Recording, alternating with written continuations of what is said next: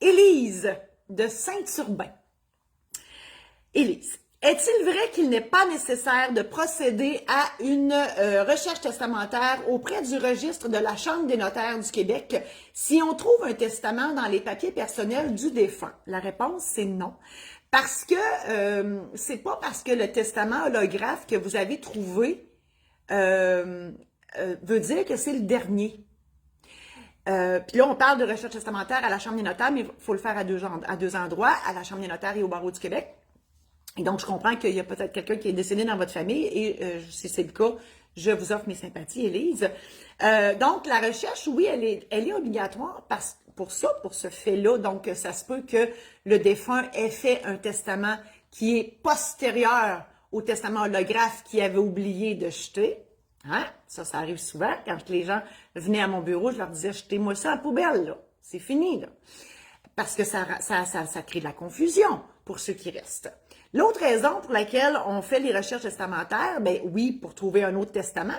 Et le testament holographe, puisque les gens, ben nous, on fait ça dans la vie, les notaires, mais vous autres, vous faites pas ça. Fait que ça se peut que le testament holographe, même s'il est postérieur à l'autre, qui est notarié, ça se peut qu'il soit pas incompatible. Ça se peut qu'il n'y ait pas la clause de révocation qui dit qu'on révoque toute autre disposition testamentaire d'avant.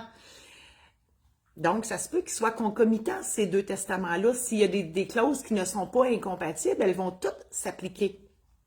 Voilà. Donc, ça, c'est ma réponse pour Élise. Recherche testamentaire, lorsqu'une personne décède, elle est obligatoire. Et vous pouvez la faire vous-même si vous voulez.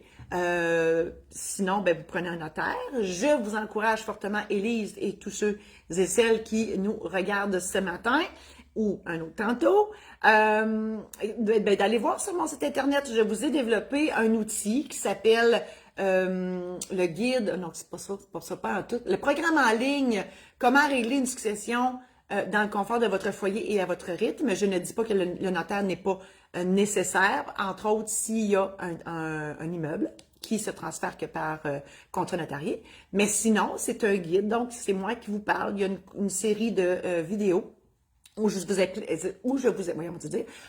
vous explique en long et en large en quoi consiste un règlement de succession. Il y a un aide-mémoire relié à ça.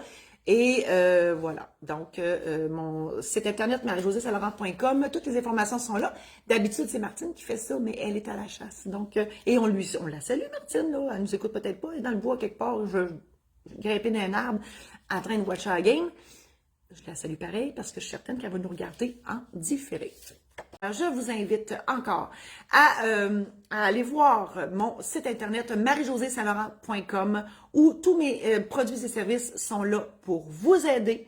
Mon site internet maison-d'édition-saint-laurent.com pour vous procurer mes ouvrages et j'en profite pour parler du Domaine La Marieuse, domaine-lamarieuse.com où on loue des chalets en Boiron dans la nature et on a un spécial 3 nuits pour le prix de 2 jusqu'au 15 décembre. Alors, domaine-lamarieuse.com. Merci infiniment d'avoir été là.